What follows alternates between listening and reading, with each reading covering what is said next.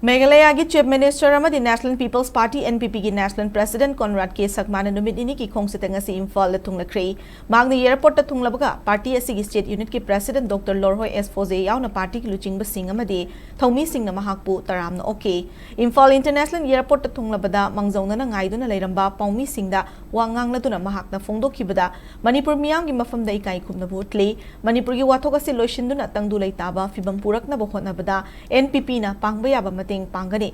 State asida lakpada party ki luchingba sing MLA sing amadi frontal organization sing wari sanabaka loinana party asigi firep sumyam da khangangani haike need paper leak ki matang da hangba wahangi paukhum da Conrad ke sakmana haiki bada wathok ase ningthina thigalaba matung da matik chaba thabak lokhat kadabani chap saba ma khangdrungai da miyam na achum arangi warep loroi dabani adubu lengak amadi khongjang changsiliba sing wari sana na ba hotnariba asibudi taramna oi wari sanabana wahan thok leiba Warishin Soidana Purakani Haibigi Tazabale Haina Fondoki.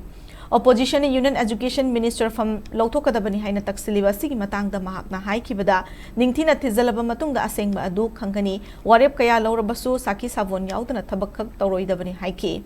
Airportagi Thoraklagas CM Conrad ke Sangmana, Manipuri da Satuna Mercy Lane da Nauna Sava NPP Manipur State ke office ki Maikum Hangdoki Bagaloinana, Party as ki Luchingba Singyo Bamifam Masupangtoki. Haying Imphal ki MSFDA sa Pangtokpa Party ki, Chahi Mifam da CM Conrad ke Sangma Sarukyagani Hari. And this is a very, very important step towards structuring and organizing the party. And I congratulate our state president, our respected MLAs, and all the state office bearers for working tirelessly and with full commitment to ensure that this particular office was completed on time. And as I said, today is a very, very auspicious day for us, a very important day for us.